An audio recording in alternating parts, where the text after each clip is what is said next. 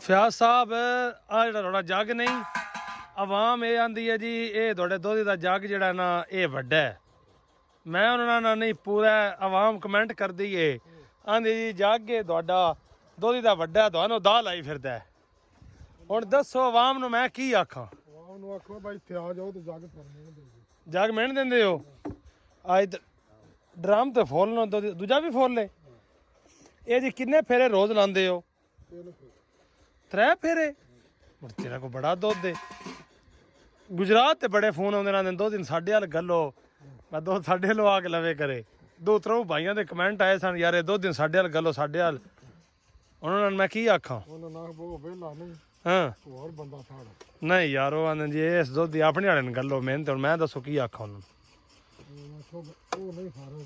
ਹਾਂ ਹੁਣ ਜੱਗ ਦੇ ਬਾਰੇ ਕੀ ਆਵਾਮ ਨੂੰ ਮੈਂ ਦੱਸਾਂ? ਜੱਗ ਪੂਰਾ ਹੈ ਕਿ ਘਾਟ ਹੈ, ਕੀ ਹੈ? ਉਹਨਾਂ ਨਾਲ ਆਖੋ ਆ ਜਾਓ ਤੇ ਤੁਹਾਨੂੰ ਮਿਹਣ ਦੇ ਮਈਰ ਨਾਲ ਮਈਰ ਨਾ ਮਿਹਣ ਦਿਓ ਤੇ ਤੂੰ ਸਵੇਰੇ ਮਈਰ ਲੈ ਕੇ ਆਣਾ ਇੱਥੇ ਆਵਾਮ ਦੇ ਸਾਹਮਣੇ ਮਿਣੀਏ, ਆਵਾਮ ਨੂੰ ਪਤਾ ਹੋਵੇ। ਕੋਈ ਜੋਲੀ ਚੋਂ ਪਾਣੀ ਪਾਵਾਂ ਦੇ ਮੈਂ ਤਾਂ ਫਿਆ ਜਾਓ ਡਰਮ ਘਾਟ ਹੀ ਤੋਂ ਪਾਣੀ ਪਾ ਲਈਏ।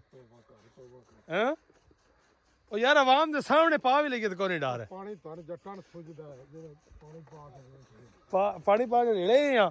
ਚਲੋ ਸਹੀ ਹੈ। ਦੋਧੀ ਸਾਹਿਬ ਹੁਣ ਸਾਡੇ ਜਾ ਰਹੇ ਨੇ ਜੀ, ਇਹ ਬੜਾ ਕਮਾਲ ਦੋਧੀ ਹੈ। ਵਾਹ ਚਾਚਾ ਅਸ਼ਰਫ, ਅੱਜ ਤੇ ਬਹਿ ਪਰਾਲੀ ਰੀਝ ਕਰਕੇ ਕੁਦਰ ਛੜੀ ਆ। ਹੈ ਨਹੀਂ ਆਈ ਰੀਝ ਕੀਤੀ ਉਹਨੇ, ਆਈ ਵੇਂਦੇ ਜੀ ਟੋਕਾ ਬਸ ਕੀਤੀ ਹੁੰਦਾ। ਬਲਾ ਬਾਲ ਛੜੋ ਪਰੋ ਬਲਾ ਵੇਂਦੇ ਹੋ ਜੀ, ਆਈ ਤੇ ਚੂਰਾ ਕੀਤੀ ਹੁੰਦਾ, ਟੋਕਾ ਚੋਰਾ। ਵਾਹ ਜੀ ਵਾਹ, ਥੋੜੀ ਜੀ ਪਰਾਲੀ ਰਹਿ ਗਈ ਏ, ਮੰਡ ਕੇ ਰੱਖ ਚਾ ਅਸ਼ਰਫ। ਬਿਜਲੀ ਵੀ ਯਾਰ ਸਾਡੇ ਕੋਲ ਹੈ, ਮੈਂ ਨਾ ਮੱਠੀ। ਵਾਹ ਜੀ ਵਾਹ, ਵਾਹ ਜੀ ਵਾਹ। ਉਤਰੀ ਪਈ ਹੈ ਜੀ ਪਰਾਲੀ ਵੀ, ਪੱਠੇ ਮਗਰ ਆਈ ਪਈ ਹੈ ਰੇੜੀ, ਐਡਵਾਂਸ ਵਾੜ ਕੇ ਰੱਖੀ ਦੇ ਨੇ। ਵਾਹ ਚਾਚਾ ਅਸ਼ਰਫ।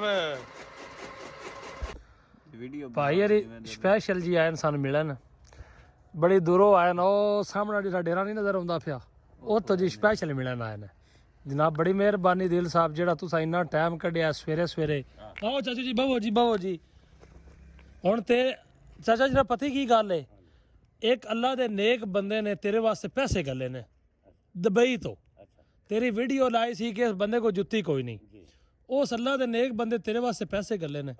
ਤੇ ਅੱਜ ਮੈਂ ਜਾਣਾ ਸ਼ਹਿਰ ਜਾਂ ਸਵੇਰੇ, ਤੇਰੀ ਸਪੈਸ਼ਲ ਜੁੱਤੀ ਆ ਚੱਪਲ ਜਿਹੜੀ ਨਹੀਂ ਇਹ ਤੂੰ ਲਾ ਛੱਡਣੀ ਹੈ, ਬੂਟ ਤੂੰ ਪਾਣੇ ਨੇ ਸੋਹਣੇ, ਤੇਰੇ ਬੂਟ ਤੇਰੇ ਛੋਰ ਜੋਗੇ ਵੀ।